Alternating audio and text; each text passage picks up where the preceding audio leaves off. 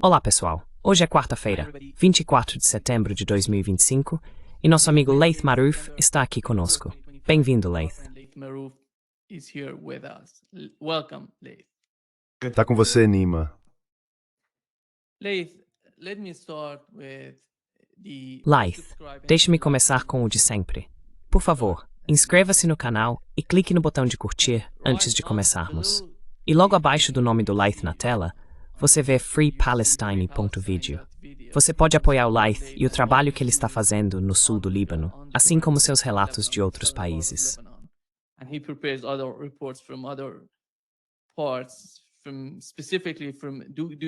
Especificamente, você tem alguém na Síria? Nós tínhamos uma equipe na Síria, mas desde a queda do governo lá, ficou muito perigoso para eles. Mas nós fazemos reportagens da Palestina, e você sabe, eu viajo, e o Adi também viaja para o Irã e o Iraque, e estamos cobrindo o máximo que conseguimos.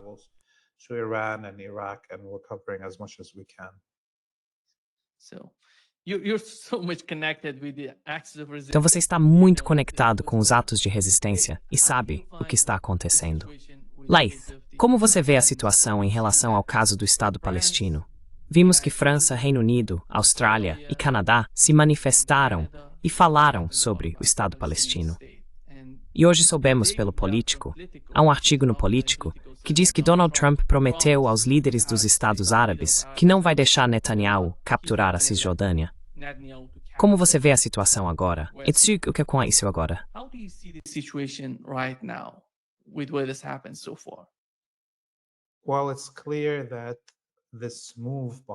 Bem, está claro que essa iniciativa de todos esses países ocidentais de reconhecer um Estado palestino desarmado, que não tem controle sobre seu espaço aéreo, na verdade serve para controlar a pressão pública que está crescendo nas ruas e que eles estão preocupados com uma possível rebelião agora que existe um enorme abismo entre a opinião pública e o fato de que quase não há representação dessa opinião nos parlamentos do Reino Unido, do Canadá ou de qualquer outro lugar. Então eu acho que é um mecanismo para aliviar a pressão. Além disso, a promessa de Trump não está escrita. Supostamente foi dita em reuniões fechadas. Então, novamente, é mais uma dessas tentativas de aliviar a pressão. O que está acontecendo na Cisjordânia é que os sionistas fecharam as passagens de fronteira entre a Jordânia e a Cisjordânia. E nos últimos 3 dias, instalaram postos de controle e portões fora de cada cidade. Vila e aldeia palestina na Cisjordânia, e eles estão abstract.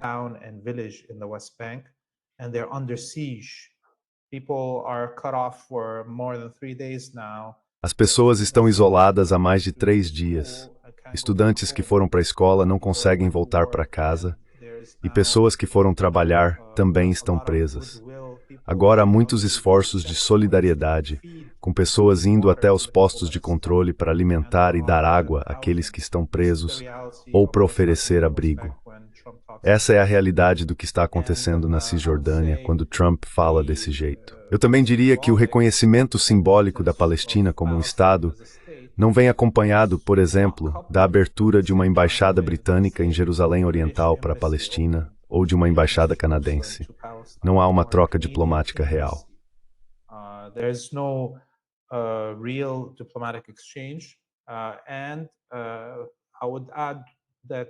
E eu acrescentaria que essa meia medida vai causar muitos problemas para esses estados, porque foi uma medida desesperada.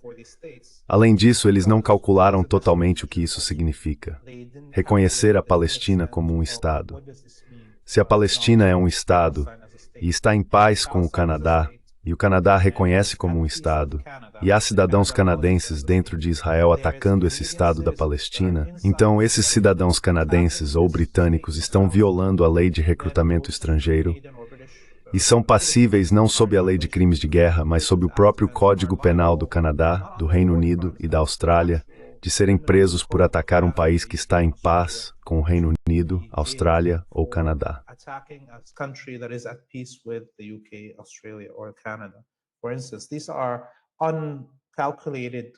Por exemplo, essas são reações ou resultados não calculados dessa aceitação simbólica da Palestina como um Estado. Outra consequência disso pode ser que se o Canadá reconhecer a Palestina como um Estado, então os palestinos passam a ser cidadãos de um Estado real. Eles não são apenas refugiados apátridas. Eles podem processar empresas e autoridades canadenses em tribunais canadenses por participação em crimes de guerra. Veja, antes disso, havia essa barreira em que os palestinos eram considerados apátridas e não podiam levar essas questões aos tribunais do Ocidente. Então existem reações e resultados disso que serão positivos, mas a intenção de todos esses estados nunca foi alcançar esses desdobramentos.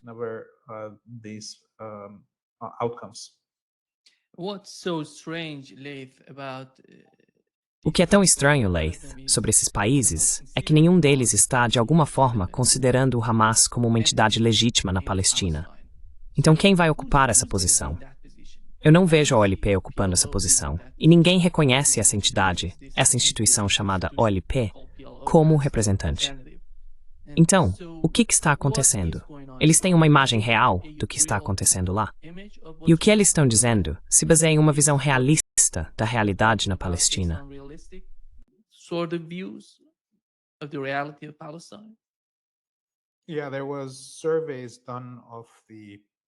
Sim, foram feitas pesquisas com a população palestina nos últimos dias, enquanto esse reconhecimento da Palestina estava acontecendo, e era acompanhado da ideia de que o Hamas não pode governar, que o Estado palestino precisa ser desarmado e não teria controle de seu espaço aéreo.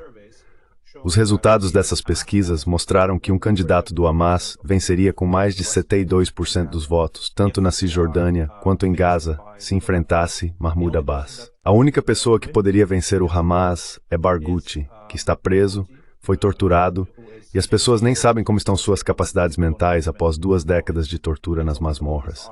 Mas ele venceria com uma maioria muito pequena, apertada, 54%. Majority, 54%,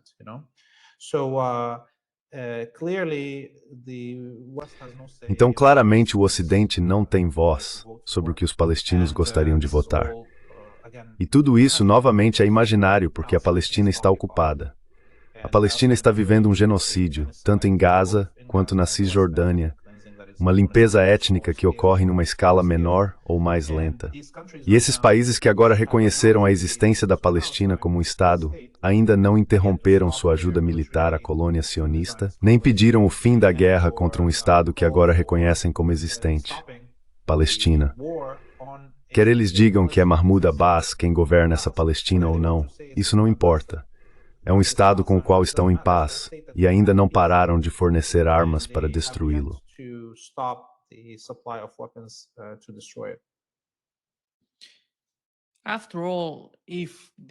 Afinal, se eles partem do princípio de que querem um Estado palestino, tem que haver algum tipo de sistema de segurança e defesa como parte da sociedade. Como eles vão se defender, aliás? Quem vai fazer isso?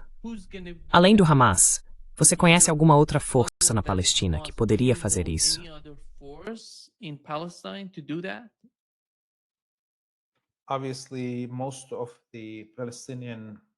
Obviamente, a maioria dos partidos políticos palestinos está do lado do Hamas, resistindo.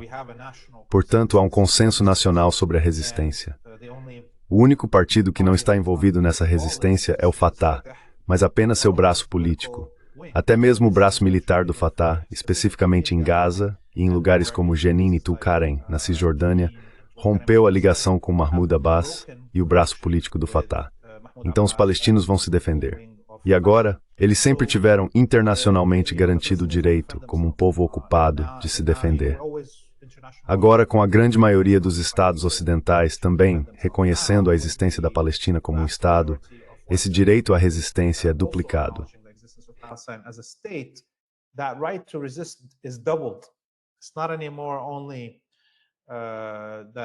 Não é mais apenas que palestinos individuais possam decidir resistir sob o direito internacional, mas também como um povo inteiro e como um Estado.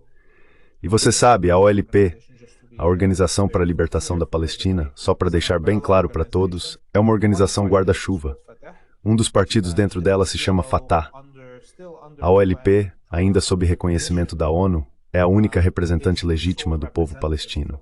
A OLP reúne todas as facções palestinas, exceto o Hamas e a Jihad Islâmica. E isso acontece porque Mahmoud Abbas vem se recusando a permitir que o Conselho Diretivo da OLP se reúna há mais de uma década, enquanto todos os outros partidos têm dito: deixem o Hamas e a Jihad Islâmica entrarem na OLP, porque ela deveria ser o grupo guarda-chuva para representar todos os palestinos, e sempre foi a única coisa reconhecida.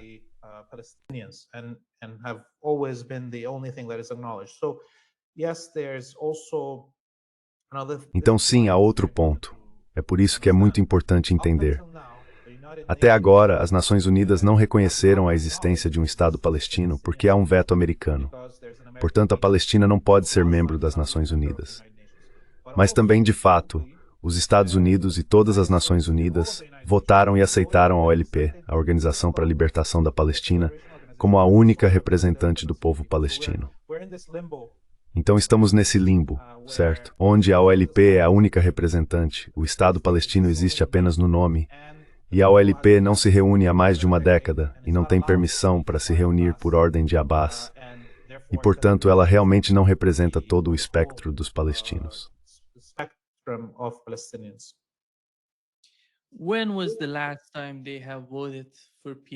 Quando foi a última vez que eles votaram no OLP na Palestina, na Cisjordânia ou em Gaza? Já houve algo desse tipo, votar neles? Ou eles simplesmente decidiram que vão ser, não sei, a autoridade que querem administrar as coisas? Como isso deveria funcionar?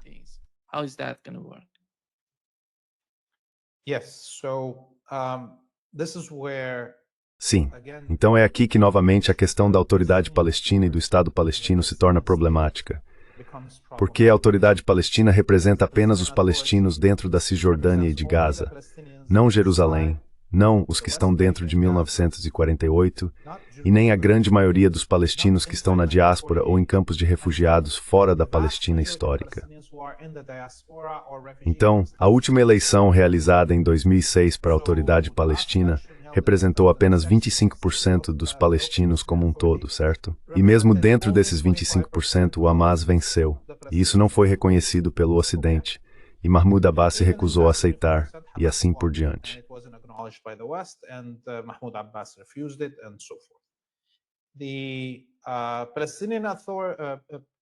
A Organização para a Libertação da Palestina representa todos os palestinos em qualquer lugar, dentro e fora da Palestina histórica. Ela é estruturada como um conselho com representação de todos os partidos e governa por meio de consenso. No entanto, Mahmoud Abbas basicamente removeu grande parte da liderança da Organização para a Libertação da Palestina de seus cargos e se recusou a permitir que ela funcione.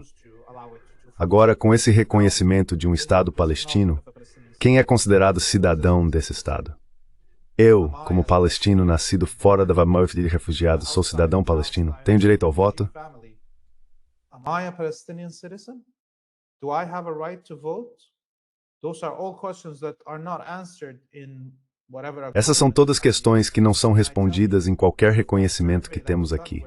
E eu te digo, se aquela pesquisa que foi feita, onde vimos o Hamas vencendo com 75% contra 72% dos votos, se essa pesquisa fosse ampliada para incluir todos os palestinos do mundo, o Hamas provavelmente teria uma fatia ainda maior.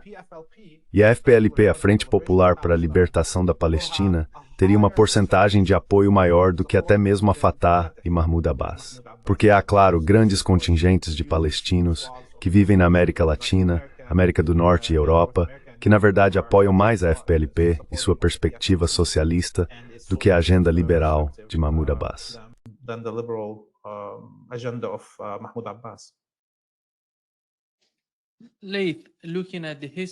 Laith, olhando para a história do Hamas desde sua criação, como você vê as mudanças que ocorreram dentro do Hamas? Como podemos entender o movimento desde sua fundação até agora? Quais foram as mudanças ao longo dos anos?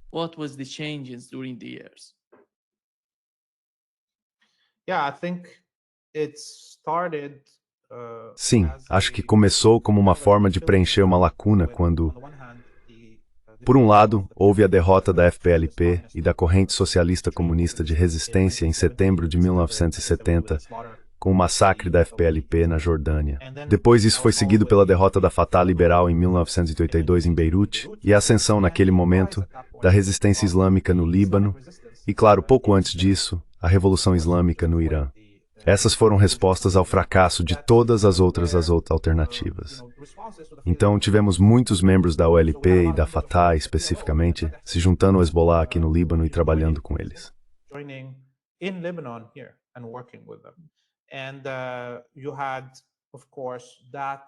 E você teve, claro, várias derrotas que Israel sofreu no Líbano, antes mesmo da retirada para a zona tampão na fronteira sul que eles criaram. Naquele momento já estava claro que adotar uma perspectiva religiosa era uma das únicas formas restantes de motivar as pessoas a lutar, de ter vontade de se sacrificar após as derrotas das visões liberais e socialistas. Em 1987, com o início da primeira intifada na Cisjordânia e em Gaza, e a Fatah afastada da Palestina histórica, a OLP no exílio, nem perto da fronteira, nem na Jordânia, Iêmen ou Líbano, mas lá em Tunis, isso deu origem a movimentos como o Hamas e a Jihad Islâmica.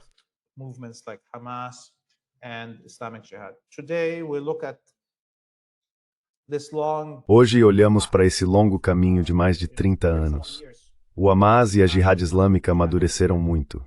Sua linguagem consegue alcançar qualquer pessoa envolvida na luta palestina, seja religiosa ou não.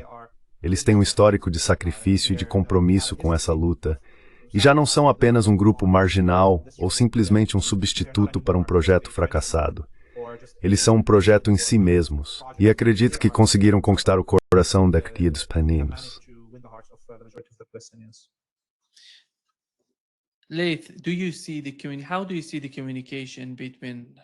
Laith, como você vê a comunicação entre o Hamas, o Hezbollah e os Houthis? E quão semelhantes são as visões deles? Eles enxergam a situação no Oriente Médio da mesma forma? Eles veem as coisas de maneira parecida? Ou existem algumas diferenças entre eles?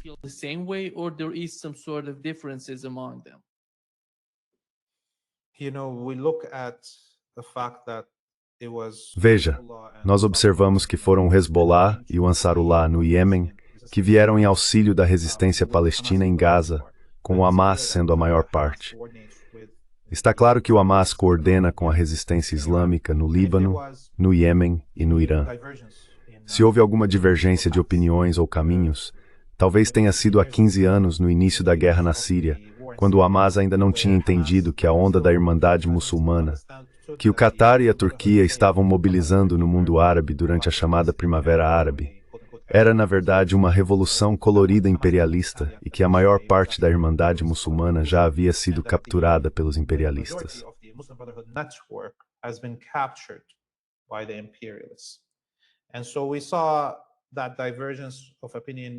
E assim vimos essa divergência de opiniões no início da guerra na Síria, e vimos como o Hamas mudou sua posição com o passar do tempo, à medida que as coisas ficaram mais claras e toda a propaganda em torno da Primavera Árabe e afins começou a desmoronar.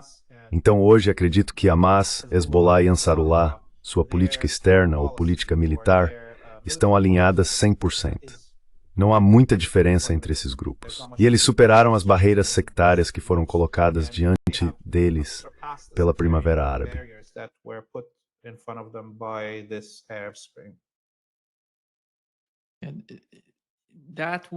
E essa seria a situação da Palestina e de Gaza? Seria assim mesmo. Você acha que o comportamento do Ocidente, de alguma forma, forçou todos eles a se unirem? Ou foi a situação que o Ocidente criou com esse tipo de comportamento? Foi o comportamento em si, ou o resultado do que eles fizeram na região que os uniu?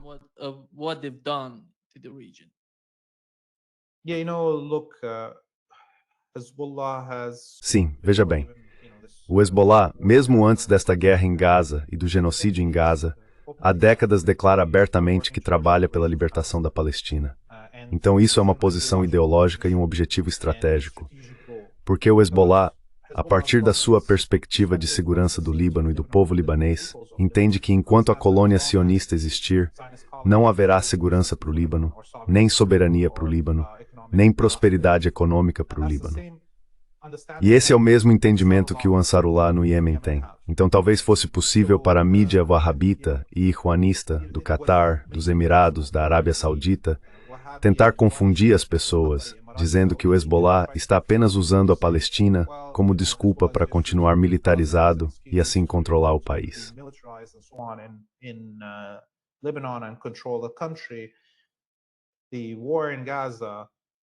A guerra em Gaza, o genocídio em Gaza e os enormes sacrifícios que o Hezbollah fez, incluindo seus líderes martirizados, milhares de libaneses e a destruição massiva do Líbano, tudo isso por causa da Palestina, agora deixam claro, não se trata de uma questão ideológica, não é uma questão sectária, não é uma questão de poder, na verdade é uma questão de princípio.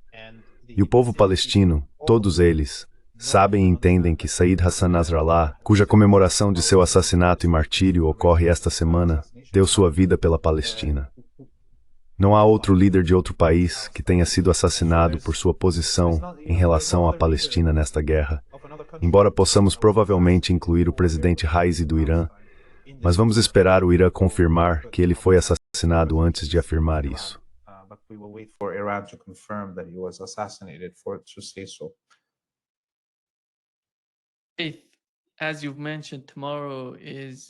Como você mencionou, amanhã é a comemoração do assassinato de Sayed Hassan Nasrallah, no Líbano. E uma de suas previsões se concretizou em relação à forma como ele via a situação na Síria. No Oriente Médio, aliás, aqui está o que aprendemos com o general David Petraeus, conversando com Al-Jolani. Veja o que ele disse. E muitas pessoas argumentam que Saddam já falava sobre isso antes mesmo de acontecer. Veja só.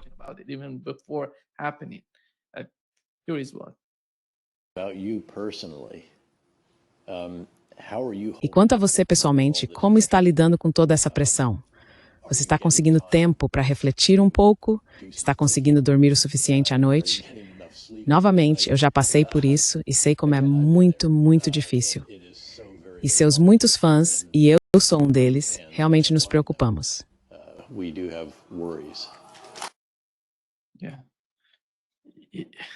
Qual é a sua opinião? Por que Sayed Hassan Nasrallah estava falando sobre essa situação? E se você olhar para os discursos dele, tudo o que ele disse, você vê que a mesma coisa está acontecendo. Tudo o que ele disse está de alguma forma, seja lentamente, gradualmente ou rapidamente acontecendo na região.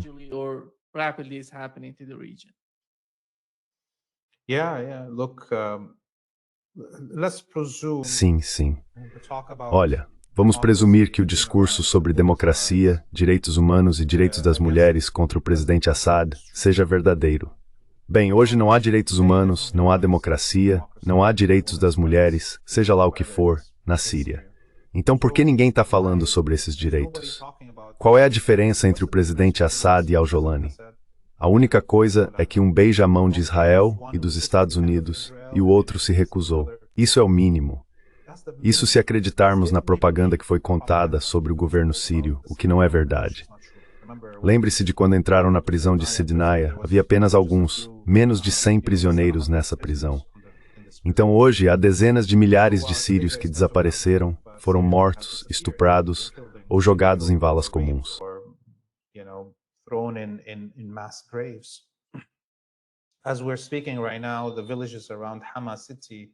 Enquanto estamos falando agora, as vilas ao redor da cidade de Hama, vilas cristãs, xiitas e alauítas, estão sendo etnicamente limpas neste exato momento.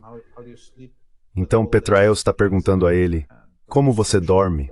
Eu pensei que ele fosse perguntar, como você dorme com todo esse genocídio em suas mãos, com a destruição de toda a Síria?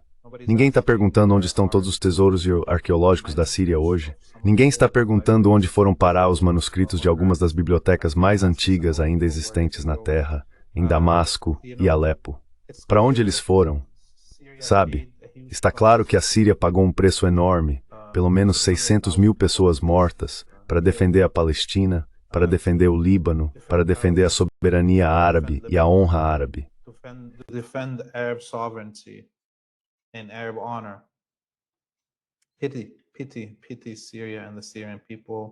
Pena, pena, pena da Síria e do povo sírio, por terem que viver sob o governo de Al-Julani depois de resistirem de 1942 até 2024. Você sabe, é um país independente, soberano, lutando contra todas as ondas de colonialismo. Este é o país que mais lutou e mais sofreu. E por isso eu sei, na minha mente, que esses sionistas e imperialistas podem rir agora e aplaudir as horas de sono de Al-Julani, o queridinho deles. Mas nós vamos rir por último. Porque a Síria não é um país que alguém como Al-Julani pode governar por muito tempo. A ocupação francesa durou exatamente o período entre a Primeira e a Segunda Guerra Mundial. Só isso. Não pôde durar mais. No momento em que houver uma pausa na guerra ao nosso redor, a Síria será libertada.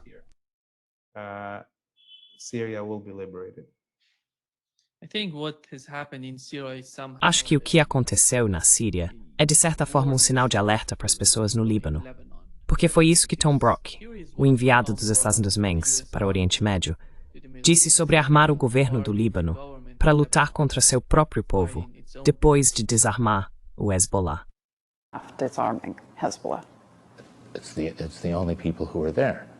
São as únicas pessoas que estão lá. Então, as Forças Armadas libanesas são, em sua maioria, sunitas, axiitas, e é uma boa organização.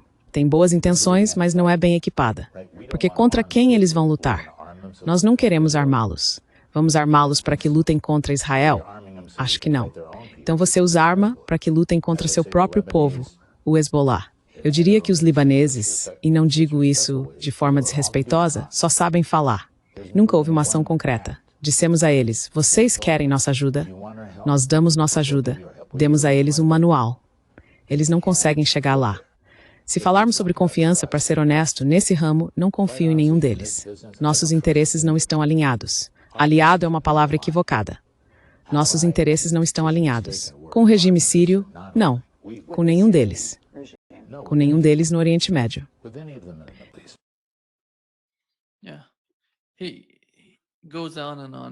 Ele continua falando sem parar. E ele até diz a mesma coisa sobre Israel. Mas sabemos que ele não é tão sério em relação a Israel. Israel está comandando o jogo no Oriente Médio. Mas quando se trata do Líbano, Laith, quando você olha para o povo no Líbano e eles estão vendo o que está acontecendo na Síria, estão vendo o que estão fazendo na Síria com Jolani e sua gangue, eles estão aprendendo a lição da Síria, eles estão cientes do que está acontecendo na Síria e como isso vai se traduzir na política interna do Líbano.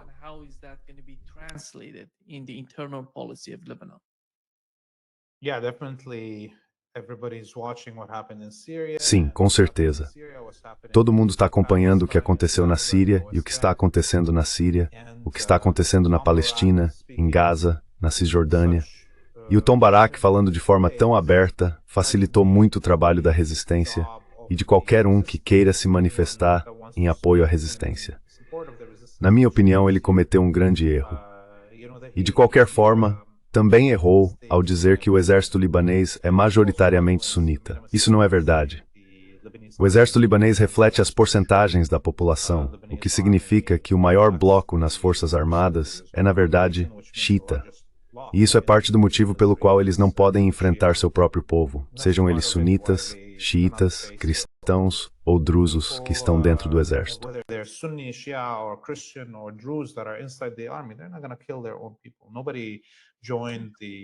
Eles não vão matar o próprio povo. Ninguém entrou para o exército para isso. E ele disse abertamente que não vão armar esse exército para defender o país de seu principal inimigo, Israel. Eles só vão armá-los para matar o próprio povo, nessas palavras. Ele também diz nessa mesma entrevista que não haverá paz e que não vão devolver as terras que ocupam no Líbano, na Síria ou na Palestina. Que o resultado disso será que um lado terá que se submeter, ele usou essa palavra, e o outro terá que dominar. Então ele está dizendo a todos os árabes, não só aos libaneses, a todos os muçulmanos, que vocês têm que se submeter a um povo escolhido.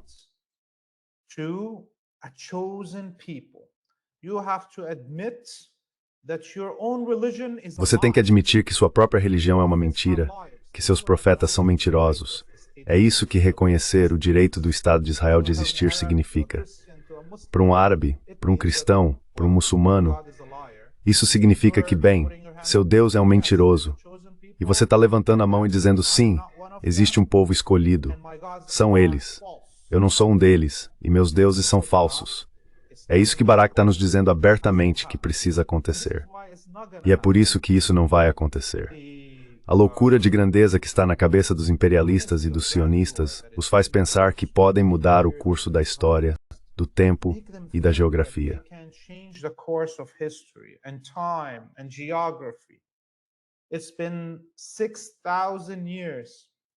Já se passaram 6.000 anos desde que os europeus vêm invadindo o Mediterrâneo Oriental e o sul do Mediterrâneo, tentando forçar os povos desses países a se submeterem, não apenas fisicamente, mas também aos seus deuses. E toda vez eles falham. E ele acha, o Sr. Barak, com Trump, eu não sei, o cara tá perdendo a cabeça, o Trump, quando você ouve eles. Ou Netanyahu, o maluco. Eles acham que podem conseguir o que não foi conseguido em 6.000 anos. E essa é a loucura que está na cabeça deles. E é por isso que eles vão incendiar o mundo inteiro com eles. E eles nunca vão alcançar o que sonham.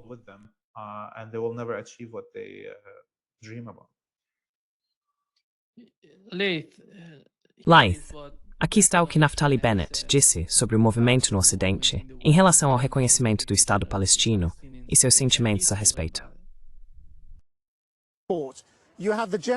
E você tem a resolução da Assembleia Geral pedindo uma solução de 2 estados. Você não vê nada disso como um sinal de que o resto do mundo não concorda mais com você? Não, estou muito ciente disso. Mas em termos da nossa posição internacional, veja, é difícil. Mas eu prefiro que meus filhos vivam e sejam impopulares do que sejam mortos e amados pelo mundo.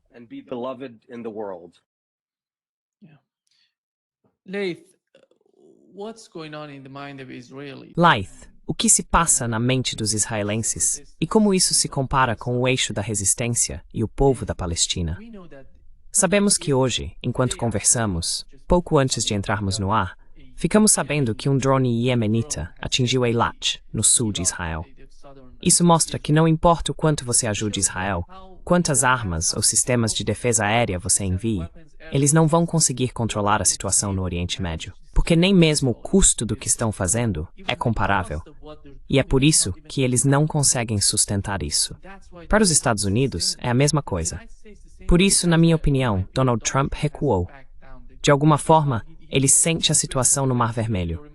Lembre-se, eu disse que os Houthis capitularam. É por isso que estamos voltando aos Estados Unidos. Não vamos estar lá no Mar Vermelho, em Bab el-Mandeb. Como eles podem continuar o conflito do jeito que está? Porque me parece que a economia israelense está simplesmente entrando em colapso. Qual é a sua opinião sobre isso?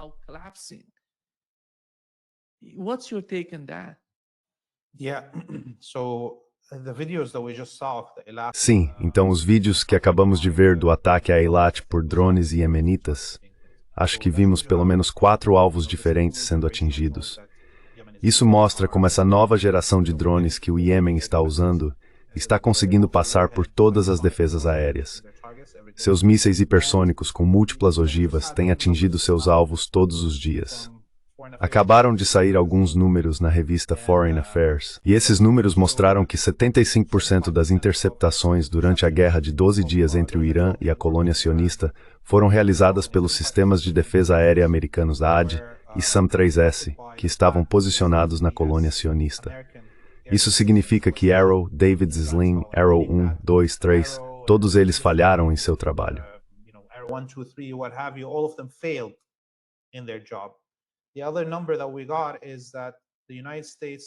O outro dado que obtivemos é que os Estados Unidos esgotaram 27% de seu estoque de mísseis THAAD e SAM-3S durante aqueles 12 dias, e que os israelenses tinham apenas mais 2 dias de suprimento próprio de sistemas de defesa aérea.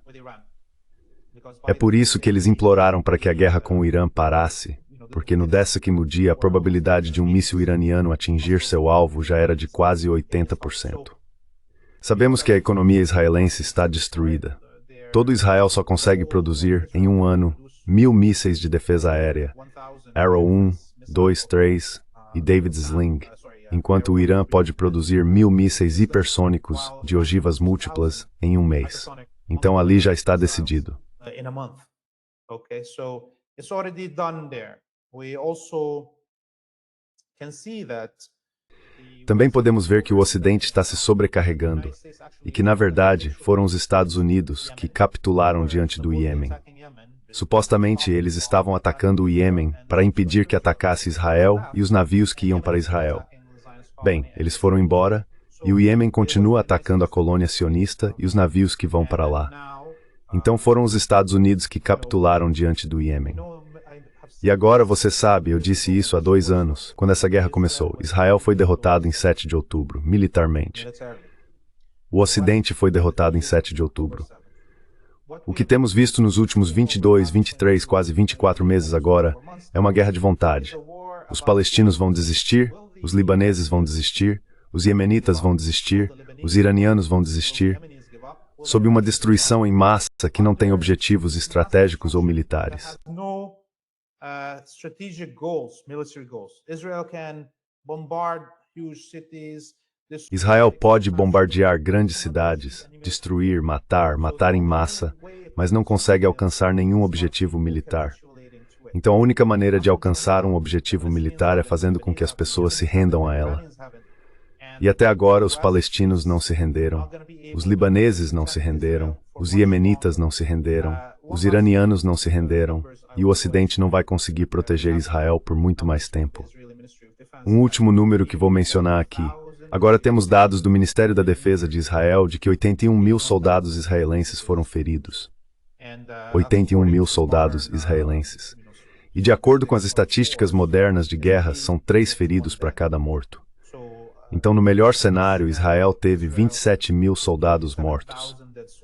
Certo. E isso é mais da metade do que os Estados Unidos perderam durante a Guerra do Vietnã, que foram 55 mil mortos.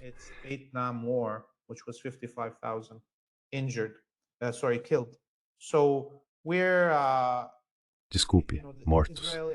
Então, o exército de Israel está desmoronando. Eles estão tendo que depender dos colonos dos assentamentos nas colinas da Cisjordânia, jogando-os como bucha de canhão em Gaza. O ministro da Defesa e o chefe do Estado-Maior precisavam recrutar 200 mil novos soldados. Não conseguiram. Reduziram o número para 100 mil. Não conseguiram. Reduziram para 50 mil. Não conseguiram. E agora, após um ano de tentativas, conseguiram apenas 18 mil novos soldados, bem abaixo da meta original de 200 mil. Então Israel está desmoronando. Não pode existir. Na verdade, existe apenas por aparelhos e nas mentes irritadas da elite ocidental. É aí que Israel existe. E assim que isso desmoronar, e estamos começando a ver esse colapso, não haverá mais Israel.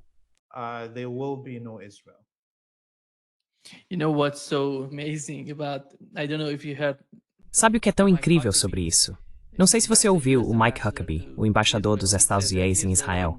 Ele disse que Israel inventou, sei lá, o celular. Você olha para os argumentos dele, dizendo que Israel inventou o oxigênio que você está respirando. Sabe, é tão... Como eles não seriam capazes de produzir suas próprias armas, se supostamente são tão poderosos na produção de coisas? E sabemos, com a outra situação com os Estados Unidos, como sabemos, o conflito na Ucrânia está chegando ao fim, porque o Ocidente não é capaz de produzir mais armas para entregar à Ucrânia. Mesmo com as últimas notícias que tivemos, de que os europeus estão comprando novas armas dos Estados Unidos para enviar à Ucrânia, os Estados Unidos venderam as armas, mas eles não as têm. E eu não sei quando vão conseguir entregar essas armas. Esse é o problema com Israel também. Não importa por quanto tempo Israel queira continuar o conflito. Eles não vão conseguir lutar contra os atos de resistência, eu acho.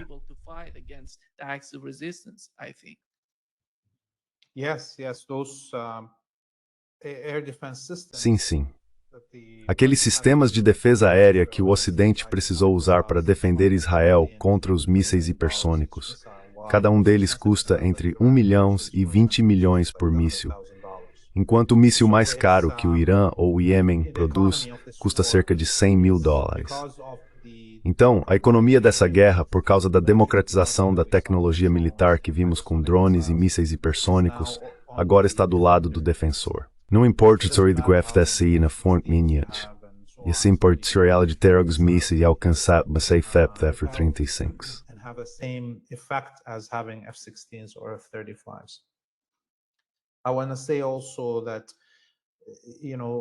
Quero dizer também que, obviamente, os sionistas conseguiram, ao longo de 80 anos, imprimir na mente de grande parte da sociedade ocidental que eles são a crème de la crème da humanidade, que são os melhores médicos, os melhores engenheiros, os melhores advogados, os melhores cantores, os melhores dançarinos, os melhores atores, tudo, em tudo eles são os melhores. Isso me lembra de um esquete do Saturday Night Live, talvez durante o primeiro mandato do Trump, em que se trata de nomear alguém para o governo, e todos esses senadores estão perguntando sobre Israel. E então um dos senadores pergunta, isso tudo em um esquete do Saturday Night Live. Então Netanyahu pega o telefone e diz que você precisa salvar Israel naquela noite. E a única maneira de fazer isso é fazer sexo oral em um burro ao vivo na televisão. give oral to a donkey on live television, would you do it? And everybody, all the Você faria isso? sitting, E todos os senadores que estão sentados ali dizem, sim, eu faria. Ok, isso foi um esquete do Saturday Night Live. Mas essa é a realidade agora. Quando você ouve Mike Huckabee e Trump, ou outros oficiais americanos dizendo ao próprio povo que eles valem menos do que os israelenses, isso é algo sem precedentes na história da humanidade. Nunca ouvimos a liderança de uma nação dizer ao seu próprio povo que eles valem menos do que outra pessoa antes. Já ouvimos civilizações inteiras dizerem ao seu povo que eles são mais, que eles são supremos, mas nunca ouvimos alguém dizer que eles são menos. E nós, como árabes, como muçulmanos nesta região, vamos recusar isso. E eu não sei por quanto tempo o público americano, o público canadense, o público britânico ainda vai aceitar ser dito que eles valem menos do que os israelenses. will still accept to be told that they are less than Israelis. Muito obrigado por estar conosco hoje. Um grande prazer. Tenha um bom dia, Nima. Obrigado.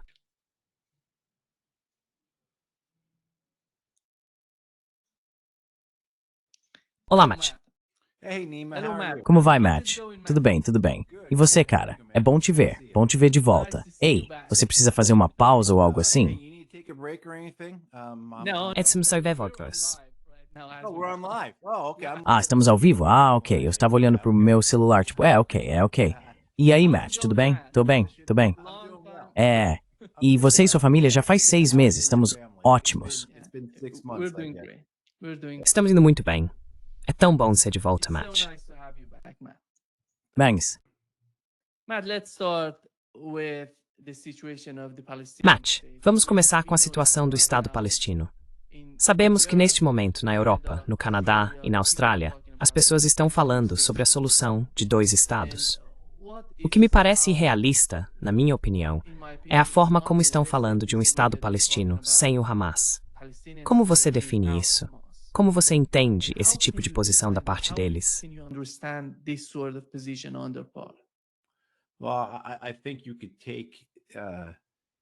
bem, acho que você pode adotar a definição ou explicação muito específica, literal e semântica de que o Hamas, como entendemos hoje, o movimento de resistência organizado que está ativo há mais de 40 anos, não pode existir.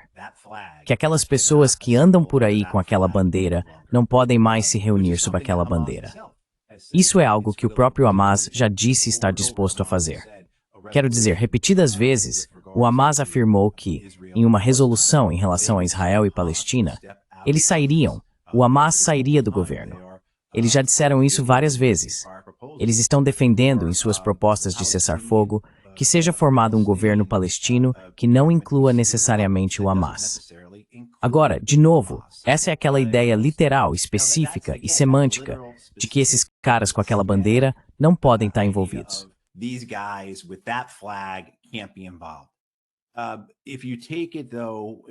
Se você analisar isso, porém, se você se afastar disso e olhar para a situação de uma forma muito mais racional, razoável e madura, não importa. Não importa. Você está dizendo que está tudo bem, contanto que, novamente, como eu disse, a bandeira do Hamas não esteja presente? Bem, o que você está fazendo, então, para lidar com as reivindicações legítimas do povo palestino que foram expressas de forma ampla pelo Hamas, pela Jihad Islâmica Palestina, pela OLP, pelos 16 ou 17 outros grupos de resistência que atuam em Gaza e na Cisjordânia? O que você está dizendo? Está dizendo que eles não podem participar? Por isso, desconfio muito daqueles que dizem que tem que ser sem o Hamas. Porque o que eu acho que eles estão dizendo é o seguinte, que tem que ser uma Palestina que não resista. Tem que ser um Estado domesticado, castrado, um eunuco.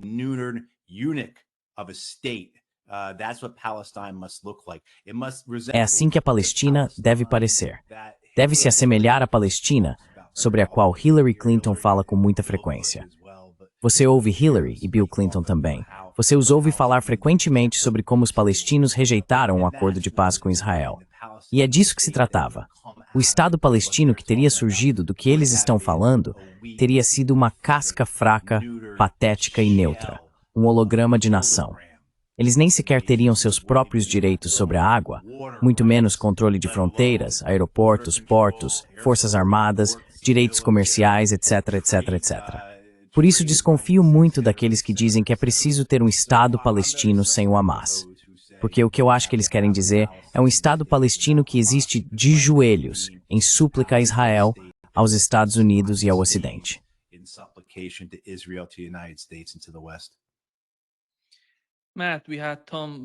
Matt, tivemos Tom Brock em sua última entrevista. Falamos sobre o desfecho no Afeganistão. Estou rindo só, porque aquele cara é... Deixe-me apenas reproduzir o que ele disse nesta entrevista sobre o desfecho. Claro, eu esperava que você não fosse perguntar isso porque eu não sei. Acho que ninguém sabe. Olha, o desfecho final, quando falamos em paz, é uma ilusão. Nunca houve paz. Provavelmente nunca haverá paz, porque todos estão lutando por legitimidade. O resultado final é que alguém quer dominar, o que significa que alguém tem que se submeter. Naquela parte do mundo, submeter. Não existe uma palavra em árabe para submeter. Eles não conseguem entender o de submissão. Então, no fim das contas, a prosperidade em quem é resposta.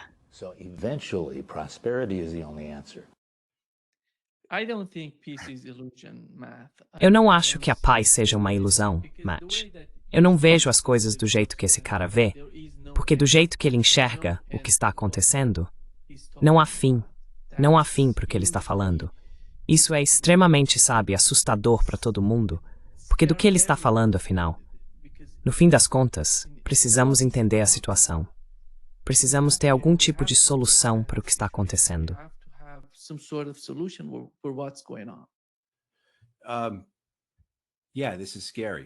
Sim, isso é assustador. Essas pessoas são ignorantes. Sabe, ouvi outro dia alguém dizer isso sobre Donald Trump. E deveríamos falar sobre o discurso do Trump ontem na Assembleia Geral, porque certamente há muito que podemos zombar e tirar sarro. Mas é muito perigoso, muito assustador quando você olha para o que ele significa, o que ele pretende e sua visão de mundo. E isso é o mesmo que Tom Barak lá no Líbano. Sabe, é ótimo ter um cara como o Barak, ou até mesmo o Trump, porque há um valor de entretenimento nisso. Seu convidado anterior, Laith, estava falando sobre o Saturday Night Live. É isso.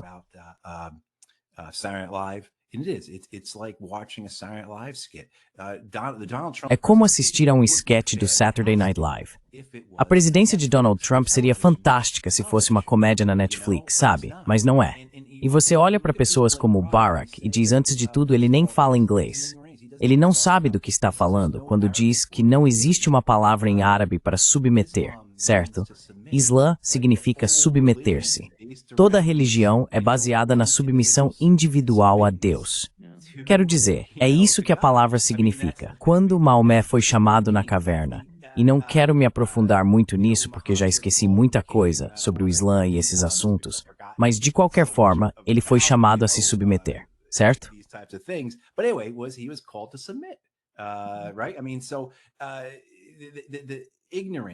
Quero dizer, a ignorância que está sendo exibida aqui, eles mostram isso tão abertamente e não se importam. Dá para imaginar que alguém já deve ter corrigido ele até agora. Não sei se o Barak está no Twitter ou não, ou no X, mas já deve ter sido corrigido. Tipo, você cometeu um erro. Eles não ligam. Sabe, assistindo ao Trump ontem, tem uma parte fundamental. O discurso dele foi muito sobre migração, além de mudança climática e energia renovável. Dá para ver claramente a ExxonMobil preparando ele antes. Mas quando ele fala sobre a China, Ele diz que a China fabrica todas as turbinas eólicas e painéis solares, mas não os usa.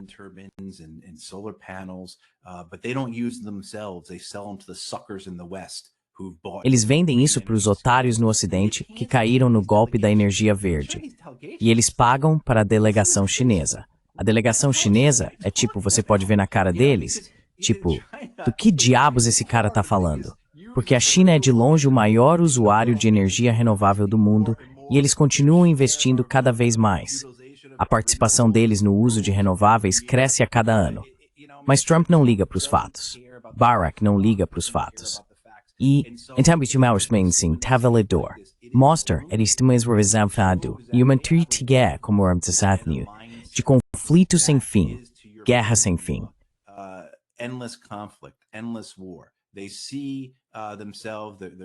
Eles se veem, há uma primazia no individualismo deles e nos termos do que eles estão conectados, que domina o pensamento deles em um mundo onde tudo é nós contra eles. E então, quando as pessoas ouvem um cara como Tom Barrack dizer que nunca haverá paz, que sempre será sobre, ele deixa claro, sempre será sobre alguém tentando dominar e alguém não querendo se submeter. Ele expõe essas dinâmicas de um agressor, alguém que está tentando tirar algo de outro. Ele coloca isso de forma clara, como a luz do dia. O que está acontecendo aqui? Com certeza, é isso que está acontecendo. Você está vendo, assim como os Estados Unidos estão tentando alcançar, manter a primazia no mundo.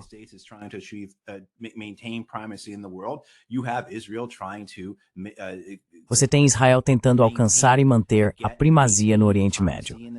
Isso é claro como o dia. Mas eles concordam com isso porque essa é a visão de mundo deles. E essas pessoas são muito, muito perigosas, porque não operam a partir de princípios ou valores. São, em muitos aspectos, ahistóricos. São ignorantes, como estávamos discutindo. Então, para quem não assistiu à entrevista, ou mesmo se quiser, o Middle East Eye fez um excelente resumo do que Barrack disse naquela entrevista. 10 pontos principais. O Middle East Eye descreveu como uma entrevista selvagem ou louca com Tom Barrack. Então, sim, certamente você vê como esses caras, o que eles dizem, são muito claros e diretos, e devemos levá-los a sério no que dizem.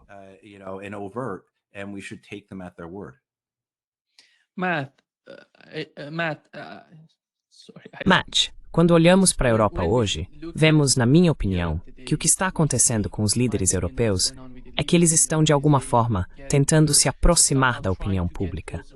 É por isso que decidiram reconhecer o Estado da Palestina. Você vê isso na Itália. As pessoas estão indo às ruas protestar contra a política externa do governo em relação à Palestina. Sabe, tivemos a mesma coisa com Charlie Kirk nos Estados Unidos. O público, a plateia, quando estavam discutindo o caso de Israel, de alguma forma conseguiu mudar a opinião do Charlie sobre Israel. E veja, o movimento está vindo da opinião pública, do povo, e chegando àqueles que têm algum tipo de poder, que estão em posições de responsabilidade pela política externa, principalmente, estou falando, da Europa. Então você acha que a opinião pública seria capaz de avançar mais as coisas do que o que está acontecendo agora? Porque isso seria uma grande virada de jogo, na minha opinião.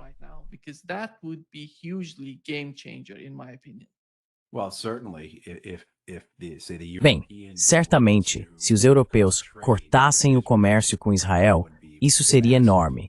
Mas não acho que veremos isso acontecer. Minha opinião sobre esse reconhecimento é que ele é performático, é simbólico. Mas no fim das contas, veja, eu tenho neste momento, pendurada na frente da minha casa, a bandeira palestina tremulando. O que isso realmente faz? O que isso realmente significa? Sabe, acho que isso é mais um gesto dos europeus, pelos motivos que você mencionou, Nima, de que eles precisam fazer algo para apaziguar o seu público.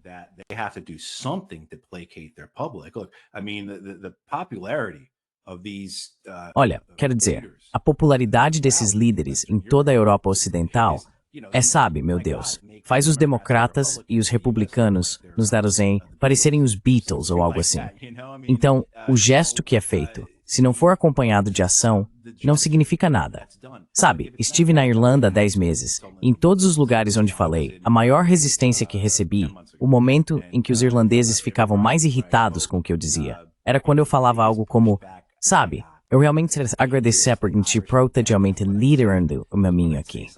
And I really want to thank you because Ireland is really leading the way here. They're one of the few nations that's speaking out, one of the few Western nations. Eles são uma das poucas nações ocidentais que estão se manifestando, uma das poucas que estão tentando fazer algo sobre esse genocídio. E os irlandeses ficam chateados conosco.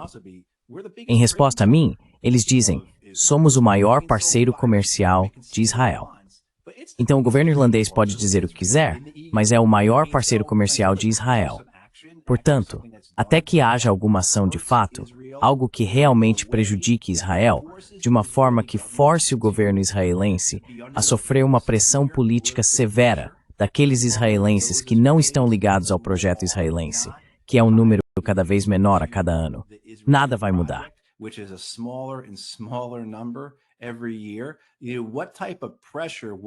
Que tipo de pressão, que tipo de força você teria que exercer sobre Israel agora para fazer com que os 80% dos israelenses que estão satisfeitos e felizes com o genocídio em andamento, ou seja, lá qual for o número mais recente das pesquisas de opinião pública, a totalidade do Knesset, todo o gabinete, qualquer um dos desafiantes de Netanyahu, o que seria necessário para que eles dissessem: ok, isso dói tanto que vamos parar a continuação do nosso plano de limpeza étnica de 8 décadas. Especialmente quando eles têm o objetivo final à vista em Gaza. Pode levar mais alguns anos. E como eles estão prestes a alcançar o que realmente erraram há 80 anos, ou até mesmo 80 anos atrás, por não terem ido até o Rio Jordão. Eles estão prestes a anexar a Cisjordânia. E esse é o objetivo deles. Esse sempre foi o objetivo. Todo o resto é secundário.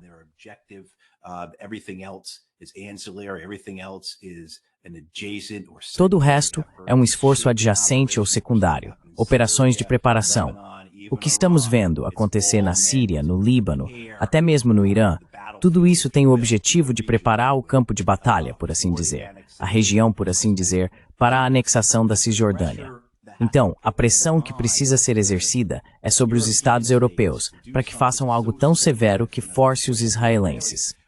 Conhecendo os israelenses, sabendo que tem o apoio dos americanos, não vemos nenhum fim para isso. Quero dizer, isso é o mínimo que posso prever.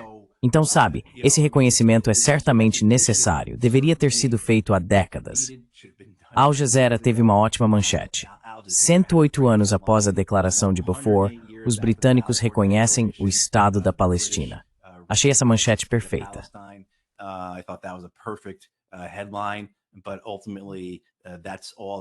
Mas no fim das contas, é só isso mesmo, apenas uma manchete. Sabe, o reconhecimento é necessário, importante, mas não acho que exerça uma pressão real. E de muitas maneiras, isso dá aos israelenses o que eles querem. Certamente dá aos israelenses um motivo para avançar com a anexação, certo? E vamos ver qual será a resposta de Israel. Acho que alguns dias atrás Netanyahu disse que discutiria isso com Trump. Então imagino que ele verá Trump no final desta semana. Talvez saberemos o que os israelenses planejam fazer de fato. Mas sabe, a anexação sempre foi o objetivo deles.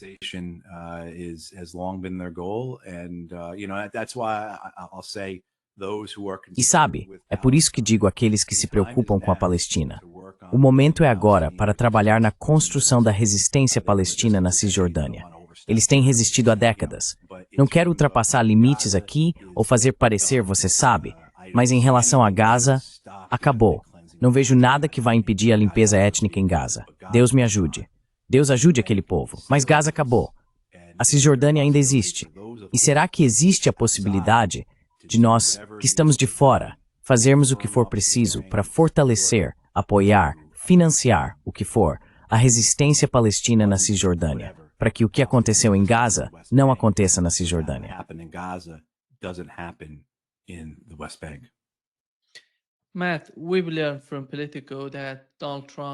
Matt, soubemos pelo político que Donald Trump prometeu aos Estados Árabes que não vai apoiar Israel na anexação da Cisjordânia. Você acha que algum desses líderes árabes confiaria em Donald Trump?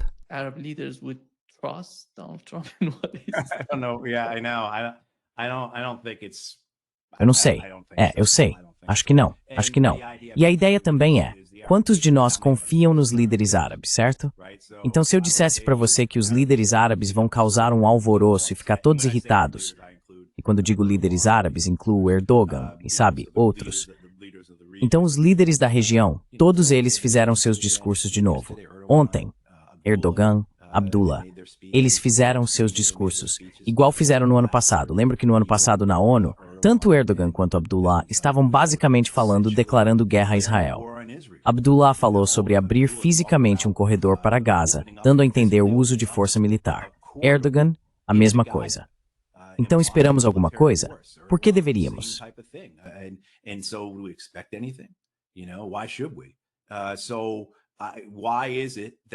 Então por que os israelenses e os americanos não deveriam acreditar que daqui a 4 ou 5 anos, sim, depois que Erdogan, Abdullah e quem mais protestar contra a anexação da Cisjordânia, eles não vão continuar com as relações? Os Emirados Árabes Unidos e outros podem sair dos acordos de Abraão, mas o que os impede de normalizar as relações novamente daqui a 5 anos? E eu acho que essa é a mentalidade israelense sobre isso. Essa é a mentalidade americana. Sim, vai ser difícil internacionalmente. Tem sido difícil internacionalmente. Mas veja, sobrevivemos a 2 anos desse genocídio. E o que realmente aconteceu?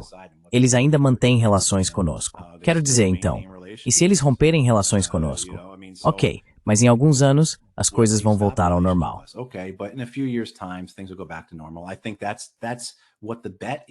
Acho que essa é a aposta dos israelenses e dos americanos.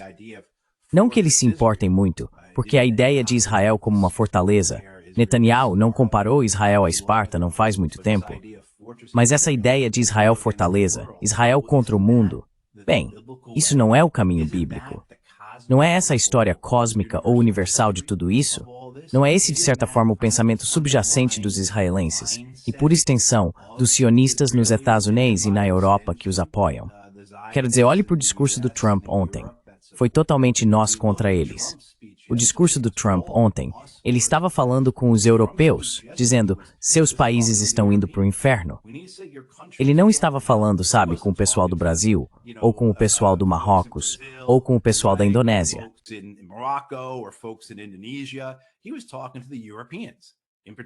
Ele estava falando com os europeus, e particularmente com os europeus ocidentais. Sabe, essa ideia de que existe uma mentalidade de nós contra eles, de que há blocos neste mundo, de que existem raças ou etnias neste mundo, de que isso é o choque de civilizações. É nisso que essas pessoas acreditam, é o que defendem, e é para isso que estão se preparando, o que estão tentando construir. Eu realmente acredito nisso. E então, se esse é o caso, não é assim que deveria ser? Israel como uma fortaleza? Então, se todas essas nações rompem relações com Israel, ou param de negociar, ou qualquer coisa assim, bem, não era isso que já se esperava? Não é isso que a Bíblia nos diz? Não é isso que a nossa história nos mostra? Não é isso que o nosso instinto nos diz?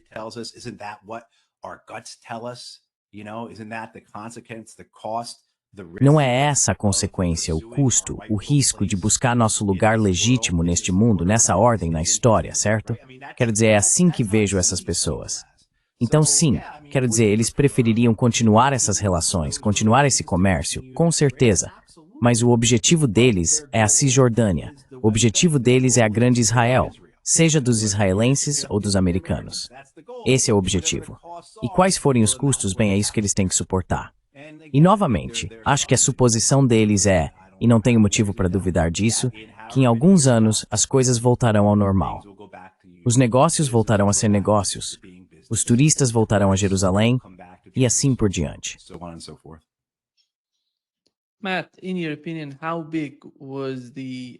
Matt, na sua opinião, qual foi a importância do ataque a Doha para os Estados Árabes? Por que sabemos que os israelenses estão dizendo que 15 caças foram bombardear a sala de negociações e eles sobrevoaram a Arábia Saudita para chegar lá? Usaram o espaço aéreo saudita? Como a Arábia Saudita não conseguiu reconhecer ou perceber o que estava acontecendo em seu espaço aéreo? Eles sabiam disso? Ou não são capazes o suficiente para detectar o que está acontecendo?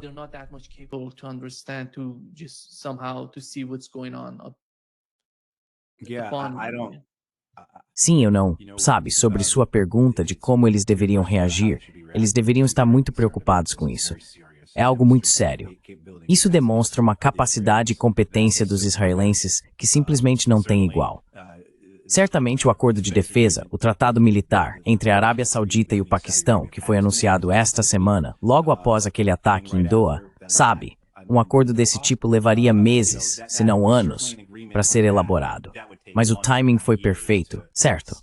Os sauditas estão demonstrando que precisam buscar em outros lugares suas necessidades de segurança, que o antigo papel estabelecido dos Estados Unidos, que remonta a Franklin Roosevelt como o garantidor da segurança da Arábia Saudita, acabou.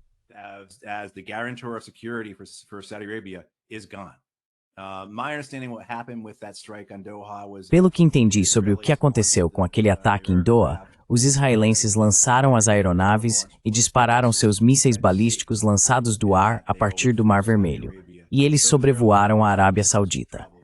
Esses mísseis balísticos lançados do ar viajam muito rápido e vão muito alto.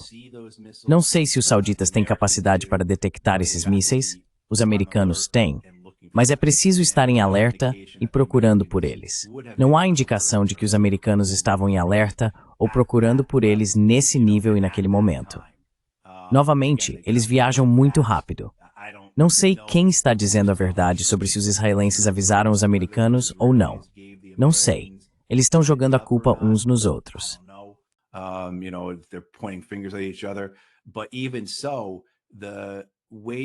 Mas mesmo assim, a forma como esses mísseis balísticos funcionam, a altitude que eles atingem, basicamente indo para o espaço, e a velocidade com que viajam, eu não sei se as defesas americanas no Catar poderiam ter sido ativadas a tempo de interceptar esses mísseis balísticos. Além disso, esses são mísseis balísticos muito novos. De cabeça, não me lembro como eles se chamam. Mas, se as pessoas se recordam, quando a situação esquentou entre o Irã e Israel na primavera de 2024, documentos vazados da comunidade de inteligência americana mostraram os preparativos israelenses para esses ataques. Eles incluíam 2 desses tipos de mísseis balísticos lançados do ar que a maioria dos observadores nunca tinha ouvido falar. Quero dizer, eu mesmo nunca tinha ouvido falar dessas coisas.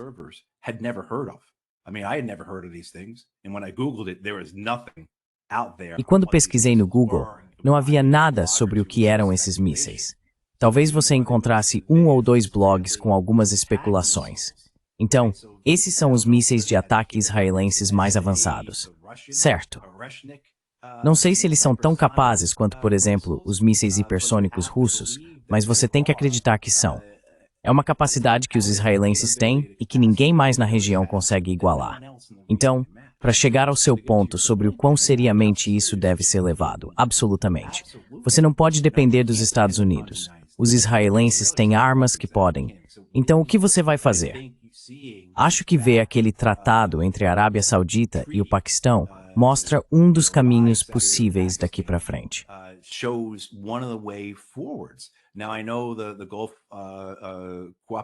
Agora, eu sei que o Conselho de Cooperação do Golfo se reuniu e disse que vai melhorar suas defesas aéreas e que vão trabalhar juntos. Vamos ver. Mas, de qualquer forma, isso é certamente uma demonstração muito clara de 2 coisas. Primeiro, a crescente primazia de Israel na região, que novamente é um subconjunto da primazia global americana. Mas também, esse mundo multipolar em transformação, como gostamos de chamar, que está se estabelecendo em blocos, ou pelo menos se posicionando para criar esses blocos. Muito parecido com 1984 do Orwell, onde o mundo é dividido em 3 potências, e todas elas lutam entre si, se aliam e mudam de lado da noite para o dia.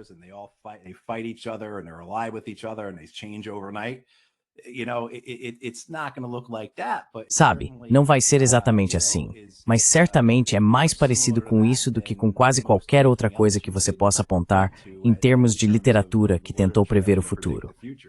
Então isso é muito sério, e vamos ver o que os Estados Árabes, os Estados do Golfo, a região vão fazer, incluindo buscar apoio de outros. E isso inclui potencialmente isto. Isso é um grande passo, seria enorme, mas na verdade, trata-se da relação deles com o Irã.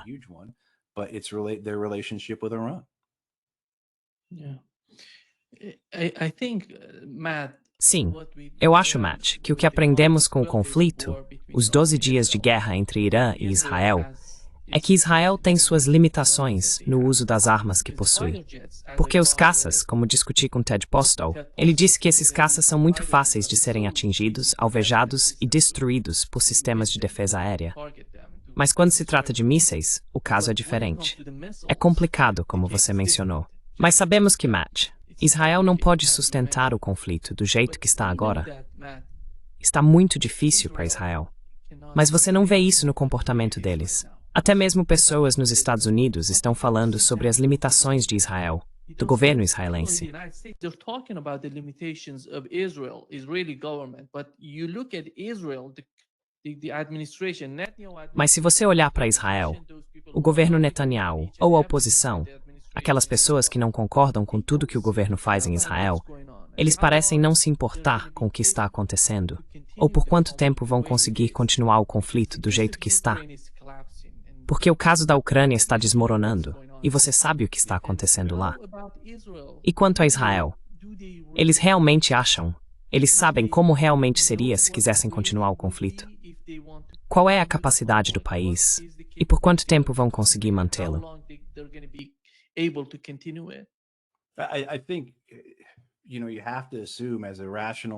Você tem que assumir, por mais irracionais que pareçam, que em algum momento eles agem de forma racional, que, a portas fechadas, eles precisam ter essas conversas.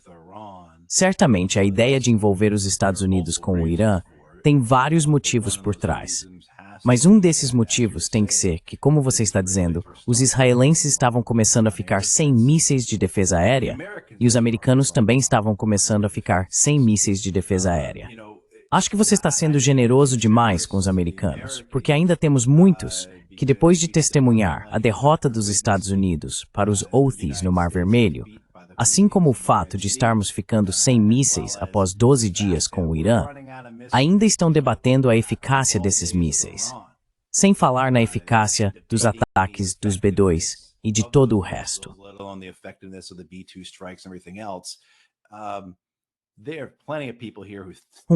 Há muitas pessoas aqui que ainda acham que podemos enfrentar a China, mesmo que a cada dia os Estados Unidos fiquem mais fracos e a China mais forte.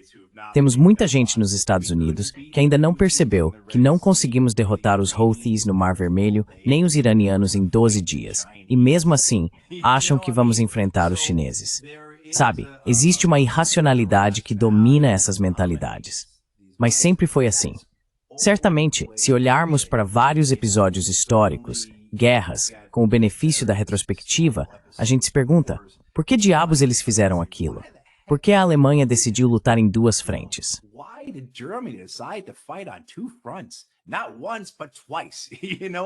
Não uma vez, mas duas. Sabe, quero dizer, eles não aprenderam, certo? Quero dizer, então você tem o desejo de que nosso entendimento dessas pessoas seja de que são atores racionais, quando na verdade não são. Lembro da primeira aula de economia que tive. A primeira coisa que o professor disse, economia é uma ciência que exige atores racionais para funcionar. Então ele disse algo como, quantas pessoas você conhece que são racionais? Sabe, então essa ideia de que estamos esperando. Então você pode ter as duas coisas ao mesmo tempo. Eles podem dizer um ao outro, droga, estamos ficando sem mísseis aqui.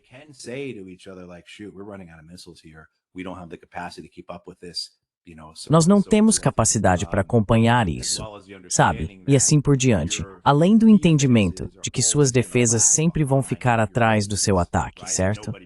E não há ninguém melhor para explicar isso do que Ted Postol. Mas a ideia é que é muito mais fácil construir uma nova geração de mísseis ofensivos que possam ir mais rápido, subir mais alto, fazer zigue-zagues e evitar as defesas aéreas inimigas do que construir defesas aéreas capazes de atingir esses novos mísseis. Você está sempre correndo atrás na defesa. E também é sempre mais caro. Então, existe essa realidade, tanto para os israelenses quanto para os americanos, de que se quisermos fazer algo assim, temos que buscar golpes realmente fortes e decisivos.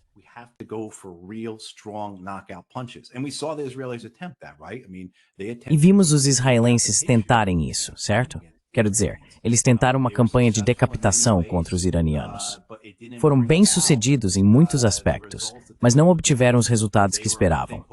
Acho que eles esperavam que, ao eliminar a alta cúpula da liderança militar iraniana, o exército iraniano se tornasse inútil, que simplesmente colapsasse e perdesse qualquer forma de controle. Isso não aconteceu. Os iranianos estavam preparados para perder seus líderes dessa forma. Novos comandantes assumiram. Quero dizer, isso é o básico, sabe? Lição número 1 de estratégia militar. Sabe como é? Você sabe que seu chefe pode ser morto e que você vai ter que assumir o lugar dele.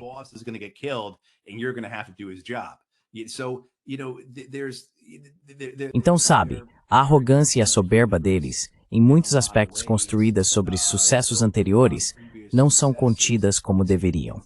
Por isso existe esse perigo de que os israelenses tentem de novo. Agora, alguém acha que os israelenses não usariam uma arma nuclear? Quero dizer, eles já fizeram de tudo. Por que não usariam uma arma nuclear? Depois de testemunhar 2 anos de genocídio, meu Deus, é claro que usariam uma arma nuclear se achassem necessário. Eles não têm problema em irritar os americanos, não têm problema em abalar sua tábua de salvação. Então Donald Trump diz, não, os israelenses nunca vão fazer isso de novo, em referência aos ataques de Doha.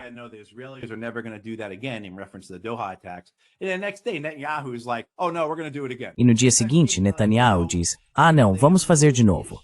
Quero dizer, eles não têm problema com isso. A arrogância deles, a soberba, o sentimento de direito. Mas, de novo, isso remete a quem essas pessoas são, certo? A retidão deles vem de uma compreensão bíblica, cósmica, histórica do mundo em que vivem. E é isso que justifica, essa é a base deles. E se for nós contra o mundo, que assim seja, não é assim que Deus quer? Então, você já viu indícios de que os israelenses entendem isso de novo.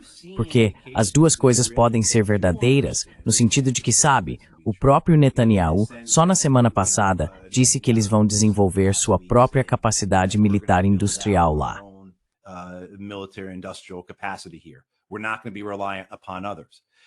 Nós não vamos depender dos outros.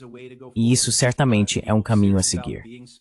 Se ele estivesse realmente sério sobre ser Esparta, então claro, por que não? Você sabe, em 2024, as vendas militares israelenses aumentaram cerca de 15%. Então, se for haver uma fuga de cérebros de Israel, uma das consequências de Israel se tornar uma fortaleza Israel, nós contra todos, com uma linha de vida vinda dos Estados Unidos. Então, a forma como o Estado israelense se mantém é vendendo títulos que cidades, condados e estados americanos compram. Então é assim que eles vão fazer. E se você vai perder sua fuga de cérebros, se vai perder suas pessoas mais inteligentes, os laicos, não os colonos fanáticos com seus 12 filhos nas colinas.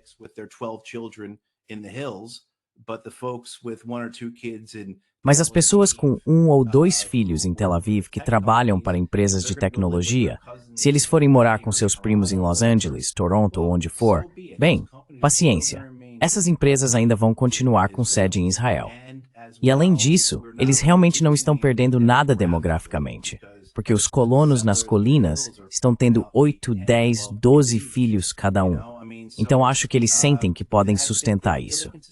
E além disso, se eles construírem as mesmas coisas que Alinsky dizia ou disse, se Israel se tornar essa fortaleza com seu arsenal, e como dissemos, em meio ao genocídio, eles estão aumentando suas vendas militares. Bem, talvez isso se torne uma parte significativa da economia deles.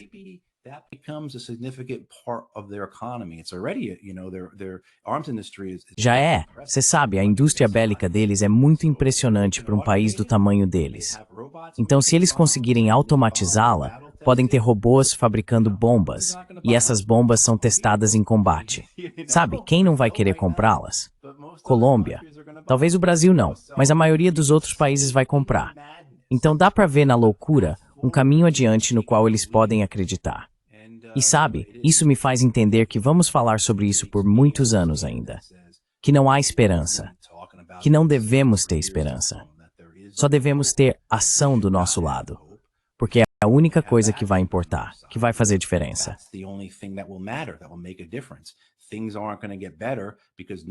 As coisas não vão melhorar porque nada vai mudar em relação a israelenses e americanos. E eles não se importam com o resto do mundo. Mais uma vez, ontem Donald Trump estava tentando convencer os europeus a ficarem do seu lado. Essa mudança de postura do Trump em relação à Rússia, certo? Nos últimos dias, as coisas que ouvimos ele dizer sobre a guerra na Ucrânia, sobre a Rússia e tudo mais. Eu acredito que isso é um entendimento de que ele pode conseguir o que quer da Rússia, de outros países. Venezuela sendo um grande exemplo, certo? Ele não precisa das commodities, do petróleo, do gás, de todos os minerais que vêm da Rússia.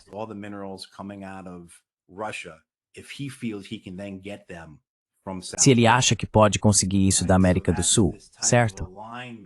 Então, esse é o tipo de alinhamento. Quem está do nosso lado, quem está no nosso bloco contra eles. E certamente há muitas pessoas em DC que acham que ainda podem afastar a Rússia da China e todas essas coisas. Mas se você olhar para Donald Trump ontem falando na ONU, quem eram as 3 pessoas sentadas lá assistindo? Era Scott Bessent, o secretário do Tesouro, Marco Rubio, o secretário de Estado e conselheiro de Segurança Nacional, e Michael Waltz, certo? Você sabe, era o Michael Waltz na ONU. Quero dizer, qual é a opinião desses 3 caras sobre a Rússia?